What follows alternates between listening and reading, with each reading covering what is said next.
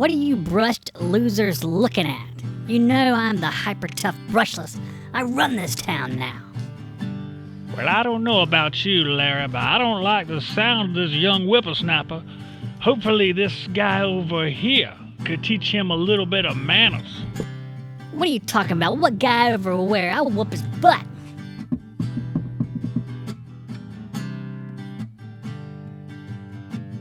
Sup, bro? Oh, crap.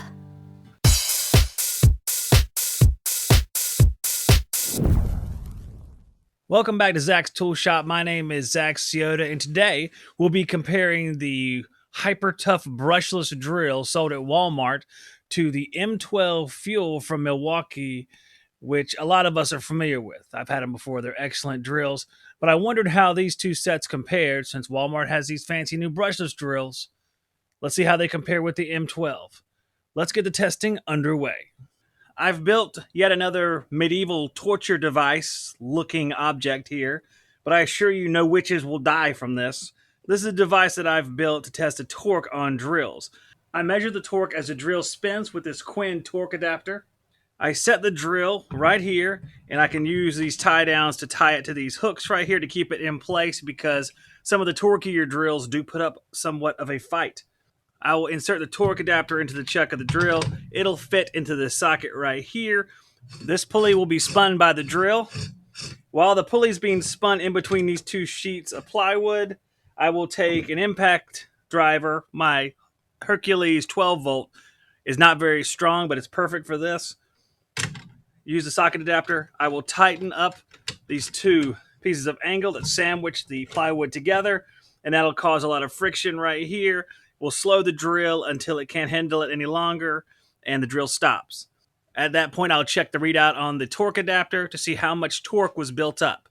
The important thing is to give this thing time and slowly clamp down on it so it can build up some torque, much like the drill does when it's drilling a hole in wood with a paddle bit, which we're going to do later in the video. So let's get the HyperTough on this redneck dyno to see how it does. Then we'll compare it to the M12.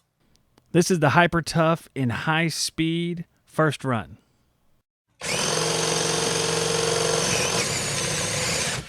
The HyperTough was able to get 1.6 foot-pounds on the first run.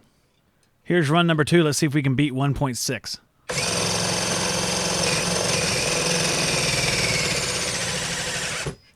That's 2.2 foot-pounds this run, so that's going to be the best for HyperTough on high speed. This is the M12 Fuel running on high.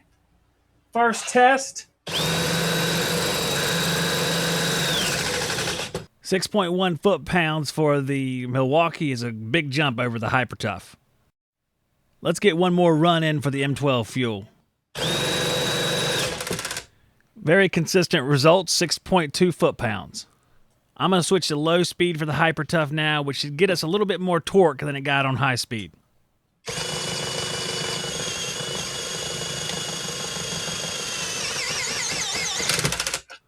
So HyperTough takes the torque lead at 8.1 foot-pounds, but the M12 is yet to go in low, so let's see that. Milwaukee M12 Fuel in low speed. First run tied down with a thick wire. Hopefully that does the trick.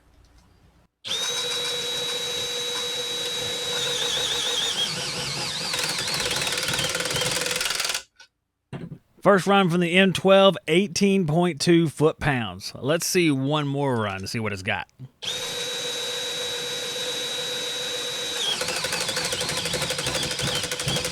Game, set, match, 20.2. The Milwaukee is way ahead of the HyperTough, and you could feel it fighting to keep going during that test.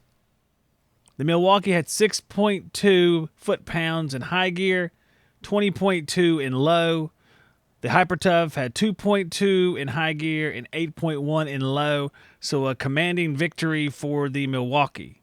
Even though the HyperTough is pretty decent as a little drill, Milwaukee's kind of in a class by itself. Let's take a closer look at these two drills real quick before we give them some real-life testing. The HyperTough drill is just over 6 inches, about 6.5 inches long. Sitting flat on the battery, the HyperTough is just about 8 1/4 inches tall. The M12 Fuel sitting flat on the battery is 6 inches long. The M12 is 8 1/4 inches tall. Sitting these two drills side by side, you can see they're very similar in size. Milwaukee's got a little bit more junk in the trunk, as we can see looking at it from the end. With a 2 amp hour battery, the Milwaukee is 2 pounds 8.4 ounces, or 1,146 grams. The HyperTough Brushless is 916 grams, or 2 pounds 0.3 ounces. The M12 Fuel runs 431 RPMs in low speed and 1,433 in high speed. The HyperTough runs 405 in low speed and 1,504 in high speed. So I have several different paddle bits right here, ranging from 1 1/8 down to 3/8 inches. I'm going to see how the M12 and the HyperTough do running these paddle bits in. I'm going to start them in second gear. If they can't handle it, they'll go down to first gear. And as you can see, they're self-feeding bits, so it's a little bit tougher for weaker drills to run them through. Let's give them a chance. HyperTough, first gear.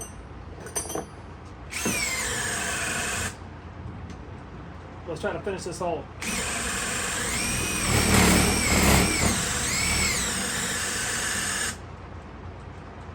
Nope. She won't do anything now.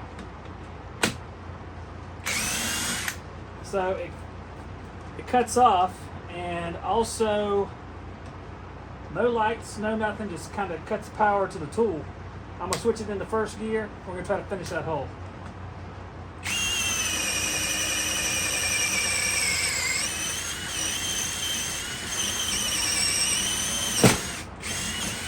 Let's try the next one up. We'll go to 5/8 here now.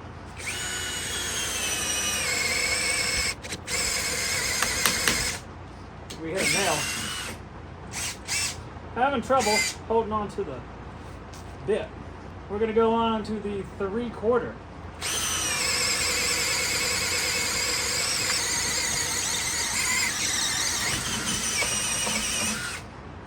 Well, after a sluggish start, it seems to be doing okay. 1 inch paddle bit, self-feeding. You can see I tightened it up, and that didn't help very much.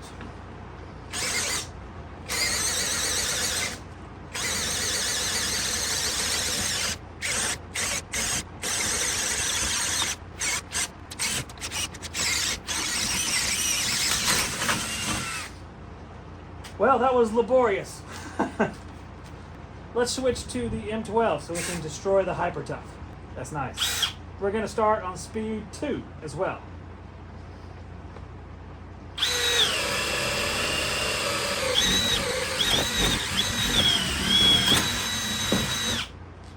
Well, that wasn't too hard.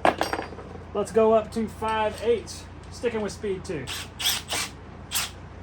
Just so you guys can see, I had complained about the previous M12 drill that sometimes I would hit the clutch and knock it into hammer mode or knock it onto one of the clutch settings.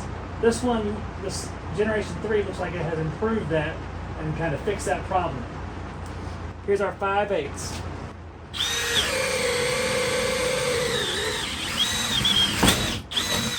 Oh man, the HyperTough's getting housed. Ratcheting sure is nice.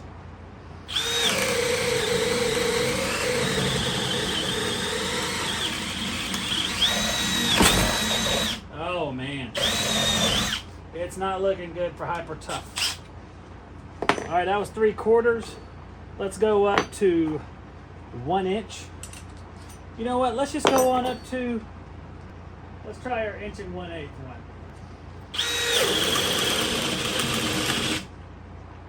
Yep, it's blinking. Overload.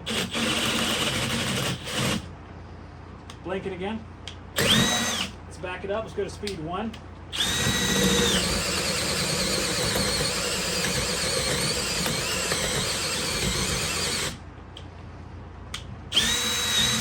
Overloaded a little bit.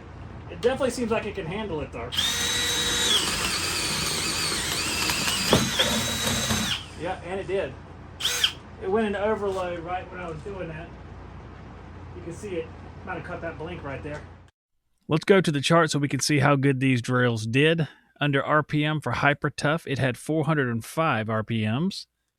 The M12 had 431.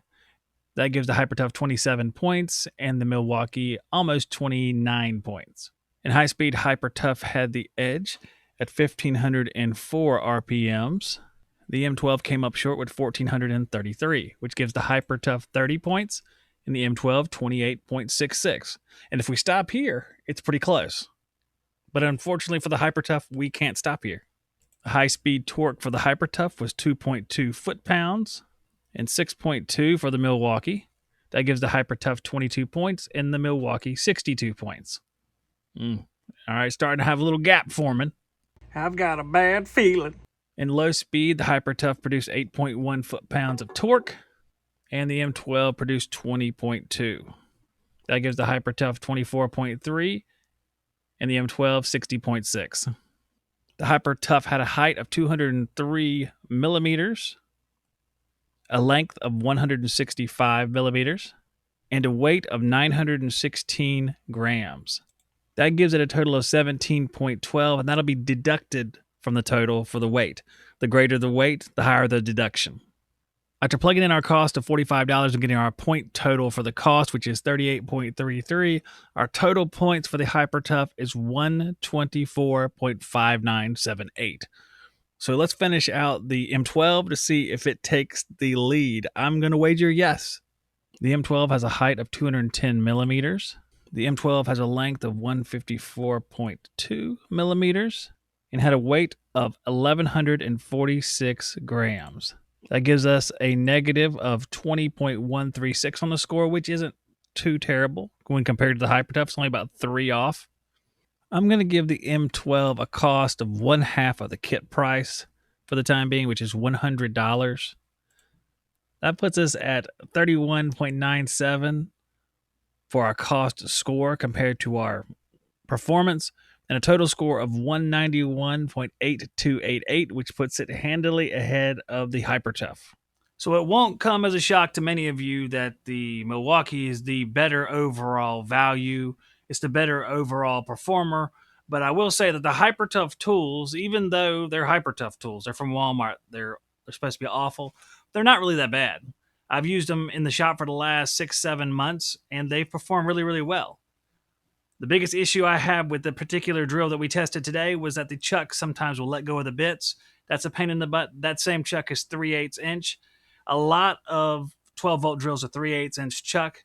There are a few that are 1/2 inch. The Milwaukee is one of those. So you can take the Milwaukee to work with you every single day, and you're going to be able to do most of the things you need to do with it. It's got the power for it. In fact, I think it's got more power than some of the larger voltage drills out there, at least from the ones I've tested on the dyno in the early going. A lot of the older brushed ones, the M12 could beat handily. I like them both. Obviously, Milwaukee's the better drill. So please take a moment and put a comment on the video. Let me know what you want to see tested. I have a lot of tools here. I'm trying to invest in a few more, maybe today. We'll see how it goes. Put a comment, put a like. It only takes a second or two, and it helps us out quite a bit. If you'd like to support the channel, we do have memberships, and I'm going to start releasing some new stuff for the members, maybe give away some of these old tools. So if you want to be part of that, hit that join button or just follow the link right here at the end of the video.